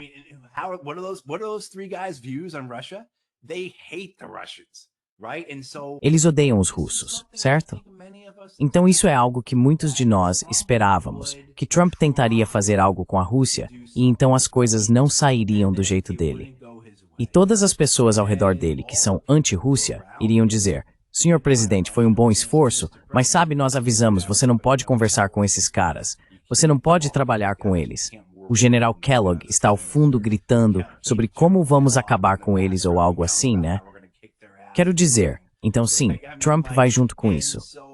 E a visão de mundo dele é: ok, eu não preciso da Rússia, talvez não do jeito que achei que precisava no meu primeiro mandato.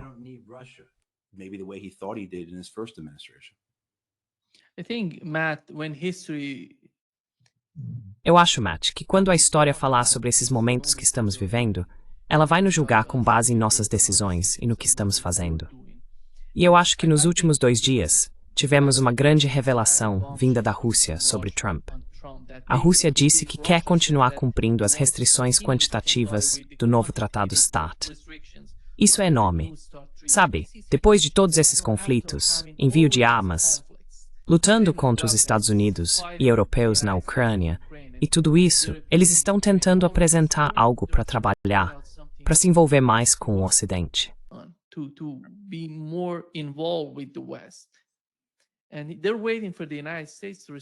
E eles estão esperando a resposta dos Estados Unidos. Essas são questões enormes, porque a história vai falar sobre isso. A história vai falar sobre o fato de que a China quer negociar, quer conversar com os Estados Unidos. O Irã tenta de tudo. Eles querem conversar, querem negociar. Quando se trata do novo Tratado START, sabemos o quanto isso é importante. Na sua opinião, qual você acha que seria a resposta dos Estados Unidos à Rússia?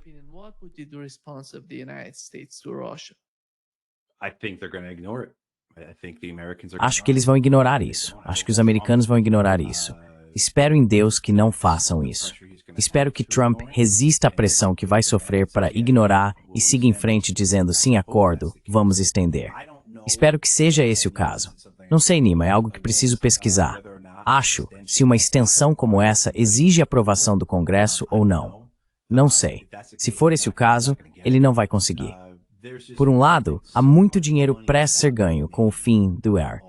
Isso vai ser uma bonança para a indústria de armas nucleares. As restrições vão acabar.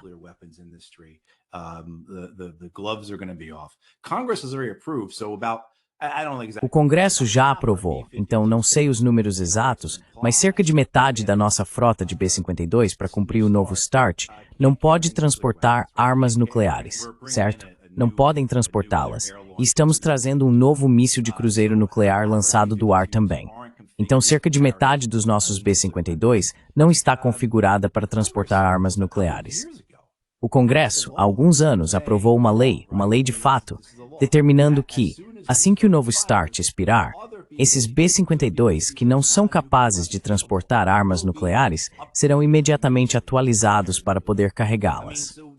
Esse é apenas um exemplo de muitos que poderíamos citar sobre como isso será uma mina de ouro para a indústria de armamentos, o quão perigoso isso será e como os chineses, russos e outros terão que responder, certo?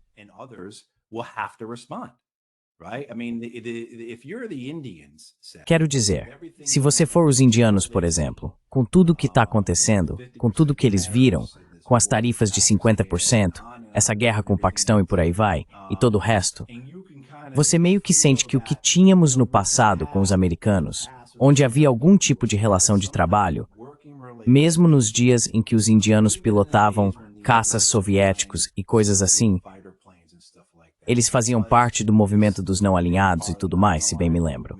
Mas havia uma relação de trabalho com os americanos. Bem, isso vai acabar? E agora os indianos então precisam se preocupar em serem atingidos por um ataque americano?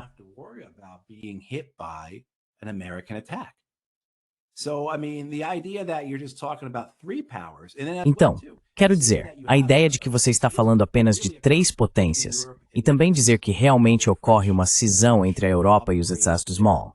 Bem, será que franceses e britânicos vão modernizar suas frotas para acompanhar as outras potências? Certo, dá para ver claramente essa abertura. A atual corrida armamentista que está em andamento começou com a decisão de George W. Bush de romper o Tratado de Mísseis Antibalísticos em 2001. Foi isso que abriu a atual corrida armamentista, exatamente como todos previram que aconteceria. Então o fracasso, ou o fim do New START, reforçaria ainda mais isso. Acho que sim. Simplesmente não vejo os americanos prorrogando o tratado, com base nas mensagens deles, na política envolvida, no dinheiro envolvido e na visão de mundo deles de que os Estados precisam manter a primazia.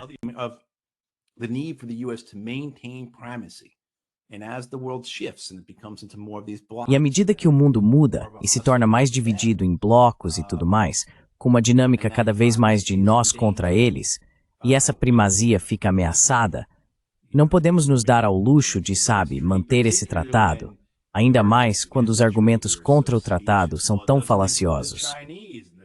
Não inclui os chineses, e os chineses estão alinhados com os russos, então isso significa que os russos não têm 1.500 mísseis e ogivas prontos. Eles realmente têm 2.500. Então nós temos que, certo? Dá para ver como esse argumento falacioso vai ser usado na CNN, na Fox News e nas audiências do Congresso. E claro, todo o dinheiro por trás disso. Então eu espero de verdade estar errado. Espero de verdade estar errado. Espero de verdade que o Trump vá dizer, olha, quando eu disse lá em janeiro ou fevereiro, sei lá quando, que precisamos acabar com as armas nucleares, eu realmente quis dizer isso.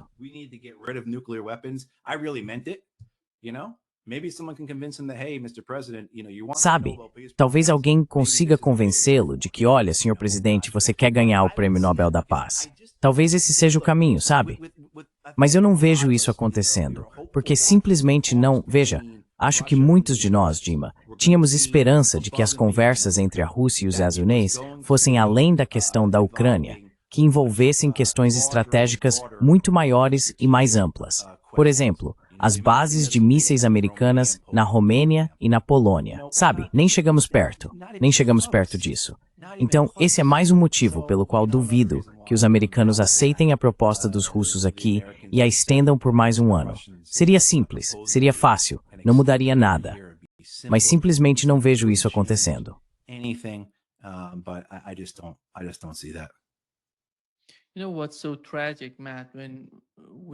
Sabe o que é tão trágico, Matt? Quando olhamos para os Estados Unidos, vemos as elites, ou o establishment, uma fração de 1% dos Estados Unidos. Eles decidem tudo, mas não entendem que a China mudou as regras do jogo. O jogo não é mais só sobre dominação, é sobre parceria, é sobre ser parceiros iguais. E claro, da mesma forma que a Rússia tem algum tipo de relação, uma parceria substancial com a China, eles estão se beneficiando dessa parceria. Ambas as partes estão se beneficiando disso.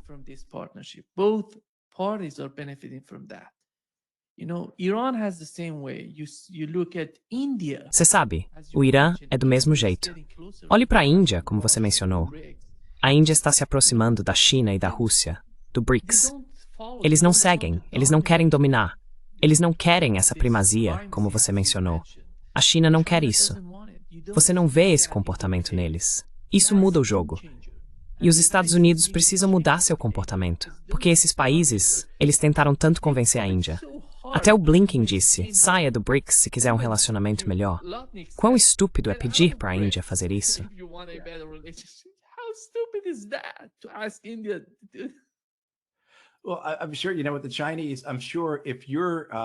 Bem, tenho certeza de que com os chineses, tenho certeza de que se você trabalha em uma mina na África, seja ela de propriedade chinesa ou americana, ainda assim é terrível, horrível. Então quero dizer, para a maioria das pessoas no sul global, quem são os verdadeiros donos da indústria, acho que isso realmente não importa. Mas em termos de uma perspectiva geopolítica mais ampla, você está absolutamente certo. Não vemos esse desejo de primazia sendo promovido pelas políticas dessas nações, pelo menos pelo que podemos perceber. Não estamos vendo isso. O método deles não é apenas uma repetição das práticas coloniais dos últimos centenas de anos. O que eles estão tentando fazer é criar circunstâncias ou condições ao redor do mundo onde possam prosperar. Absolutamente. Sejam chineses, indianos, quem quer que seja, eles querem sair vencedores. Eles querem ganhar dinheiro. Eles querem bem.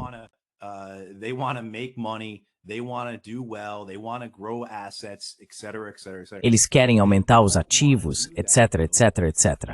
Mas eles não querem fazer isso, no entanto, pela força das armas, ou na era moderna, por um míssil Hellfire lançado de um drone, certo? Quero dizer, é isso que você ouve vindo de todas as partes do mundo. Não me lembro quem foi, mas alguém da África, um ministro de um país africano, disse, sabe, quando lidamos com os americanos, acabamos recebendo comandos e drones. Quando lidamos com os chineses, acabamos recebendo portos e ferrovias. Agora, esses acordos de portos e ferrovias são acordos vantajosos, feitos apenas por razões altruístas pelos chineses? Não, é claro que não. Existem preocupações legítimas sobre a forma como a China está colocando as nações em dívida. Com certeza. No entanto, se você olhar para as condições de dívida em que esses países já se encontram em relação ao Ocidente, por que não optar pelos chineses?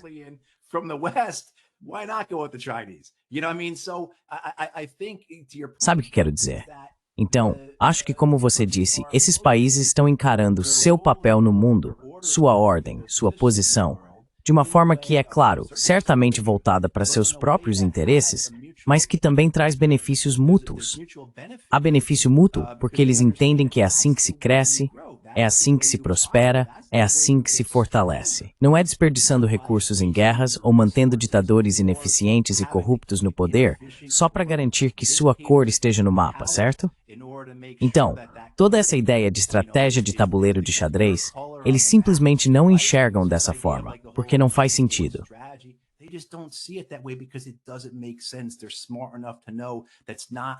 Eles são espertos o suficiente para saber que não é assim que vão prosperar. Não é assim que vão se fortalecer. Sim, os chineses, é claro, querem ser a nação mais poderosa do mundo, mas não querem fazer isso do jeito que os americanos fizeram, porque olham para isso e percebem o quão idiota foi. Quero dizer, eu tinha um amigo que esteve na China há 15 anos e conversou com pessoas do Ministério das Relações Exteriores chinês. Ele perguntou, qual é o objetivo de vocês em relação aos americanos? E eles disseram, queremos ver os americanos continuamente atolados em guerras intermináveis no Oriente Médio pelo resto de nossas vidas. Certo?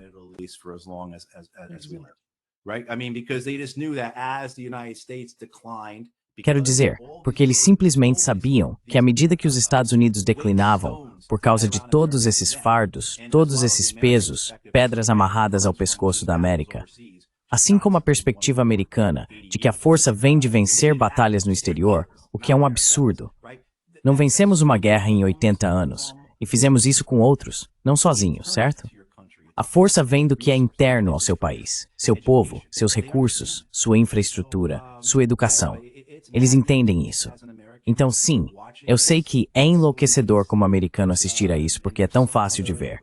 E há tantas outras alternativas e opções. Mas sabe, acho que temos que suportar como consequência de termos nascido em um império em declínio.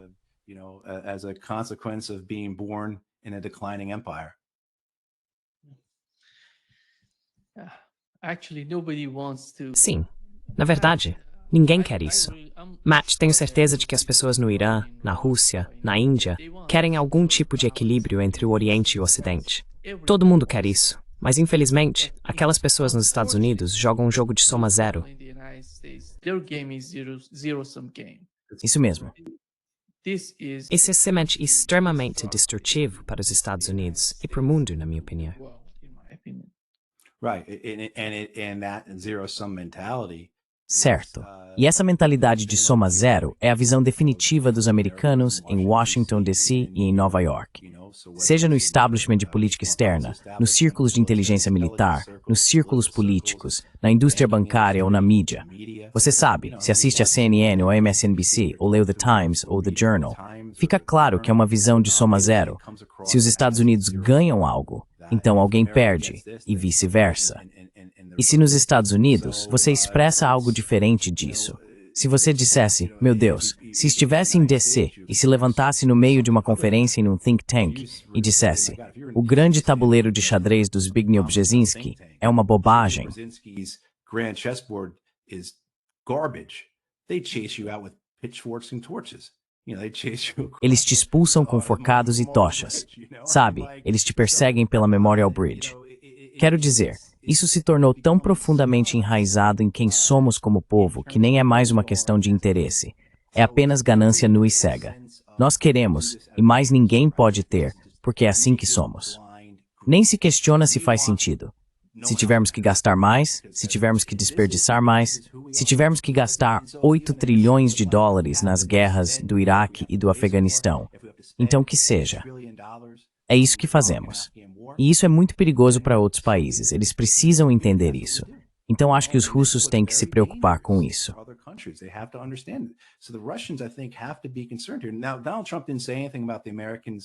Agora, Donald Trump não disse nada sobre os americanos se envolverem contra a Rússia, pelo que podemos entender.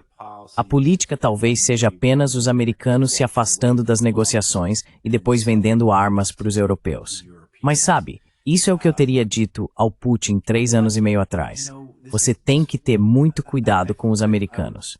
Porque se eu fosse o Joe Biden, eu poderia dizer para você, se o Biden estivesse disposto a conversar com ele, olha, nós acabamos de gastar 8 trilhões de dólares no Iraque e no Afeganistão. Você acha que não podemos fazer isso de novo?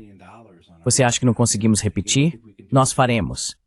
Quero dizer, já fizemos antes. Ficaríamos felizes em fazer de novo esse tipo de coisa. Nossa própria estupidez, nossa própria vaidade vai nos destruir. Donald Trump quer voltar para o Afeganistão. Exatamente. Isso mesmo. Quero dizer, é exatamente isso. É muito real. E sabe, mesmo quando olhamos de novo para o discurso do Trump na Assembleia Geral, ele estava falando com os europeus. Ele é grosseiro, bombástico, rude e idiota. Sabe, ele é o que uma vez ouvi ser descrito como a ideia que uma pessoa burra tem de uma pessoa inteligente.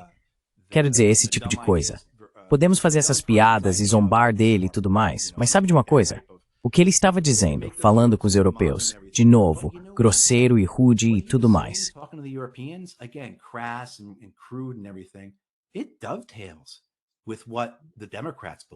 Isso se encaixa com o que os democratas acreditam, que deve haver esse parentesco entre os estadunidenses e os europeus. Se alguém acha que Biden e sua equipe não viam esse relacionamento com os europeus como vassalos dos Estados Unidos, eu não sei o que dizer. Então você vê que há uma continuidade aqui, mesmo que o que Trump disse ontem tenha sido grosseiro. Existe uma continuidade entre Trump, seu antecessor democrata, assim como com o governo Obama e tudo mais. Então, sim, há muito com o que se preocupar. Quero dizer, podemos de novo zombar e fazer piada disso, mas é muito sério, muito sério. Yeah, exactly. Excelente. Thank you so much, Matt. Muito obrigado, Matt, por estar conosco hoje. É um grande prazer tê-lo no Mente Voz. Conosco, Michael Bryce. Have it on Wednesdays.